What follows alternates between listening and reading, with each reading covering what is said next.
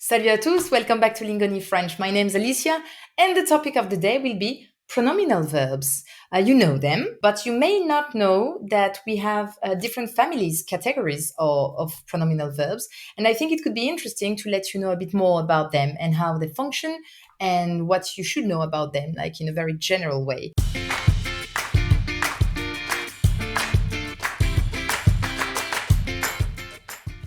This lesson will be the first part of, I was about to say a series of lessons. That's a bit exaggerated. We'll have two, I guess. So today it's the general way of using them.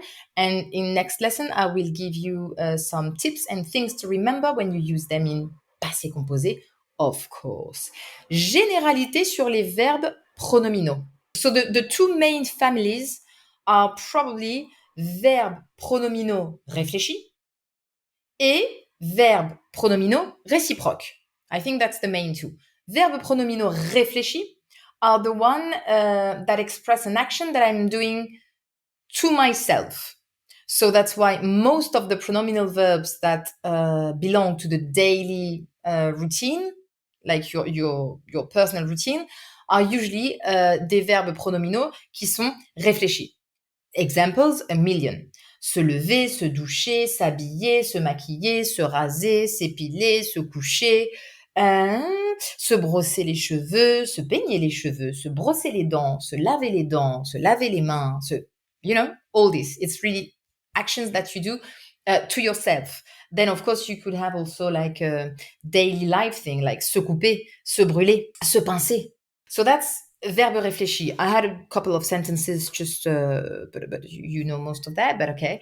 Je m'habille dans ma chambre. Elle se lève à 8 heures. Nous nous brossons les dents après chaque repas. Je me douche pour me réveiller.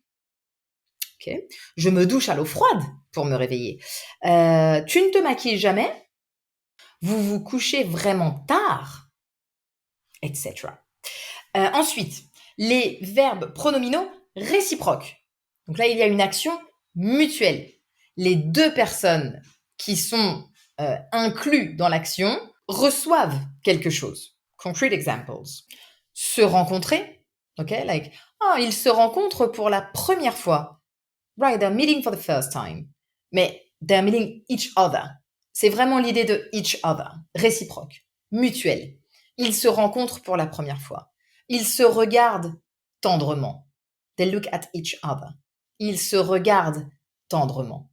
Ils se serrent la main amicalement. Ils se serrent la main amicalement. So they're not doing what I'm doing now. They're not like shaking their own hands.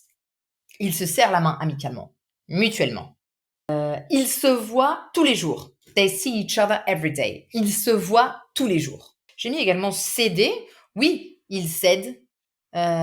Il cède pour finir ce projet, ou il cède pour ranger les courses, il cède pour monter les escaliers, like they help each other to do something. Se battre, that's not nice. Se battre ou se disputer. Se battre en français, c'est physique. It's not like in English you can say they're fighting all day, they're not actually fighting. But in French, if you say ils se battent dans la rue, ils se battent.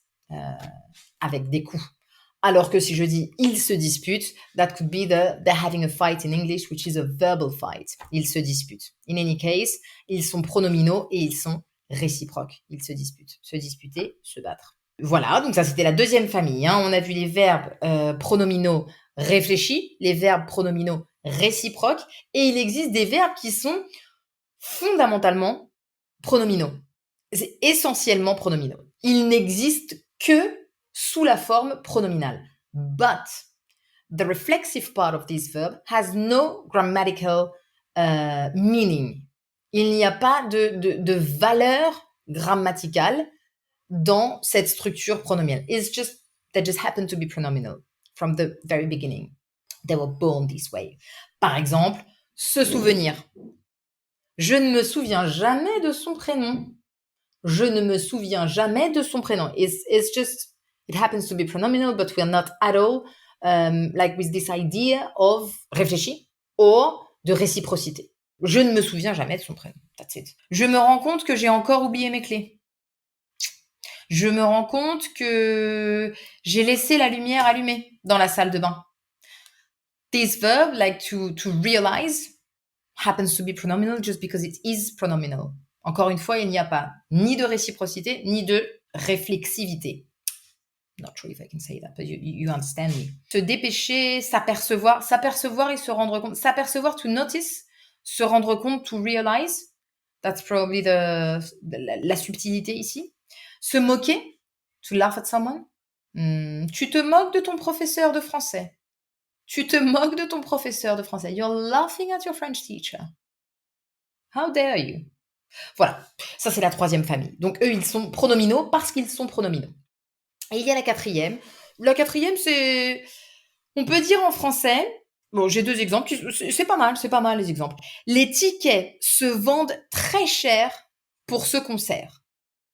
Les tickets se vendent très cher pour le concert ou pour ce concert. So in that case, le se has a passive meaning. I could transform my sentence with les tickets sont vendus, are sold. Les tickets sont vendus très cher pour ce concert. This is easy for a Spanish person. You do have that. Like las entradas se venden o están vendidas. But in English, I can't find something similar. So it's just, les tickets se vendent. And this se just has a passive thing. Parce que je peux dire les tickets sont vendus très cher pour le concert. Sa réaction peut se comprendre. Sa réaction peut être comprise. Again, in Spanish, it comes very spontaneous. Like, su reacción se puede entender. O puede estar entendida. Sa réaction peut se comprendre. Sa réaction peut être comprise. Voilà, ça c'est la quatrième famille. Là, je pense que on a vu vraiment les 4 familles principales de verbes pronominaux. Alors, some of you will be like, I don't really mind or care knowing that these verbs belong to this or that family. Okay, but it's still good to know that they are not all, that we use them for different reasons. As I told you before, some were born like that. Some are expressing this each other thing. Some are expressing the fact that you're talking about yourself. And some have this passive thing. I don't have much more for today. I would like, as I told you before, to do the second part, explaining you what's happening in passé composé with these verbs. Yeah, is there some things to know? Is there... Yes, the answer is yes. So we'll see that in part 2. As always, I would invite you to check our app, lingoni.com, if you want some more practice, because in there, you'll find a lot of additional exclusive videos, PDF worksheets, podcasts, vocab section, pronunciation tools, and a lot more. So in the meantime, I wish you a very good time. Thanks again for following us today, and I see you very soon for the second part of this lesson. Take good care. Bye-bye.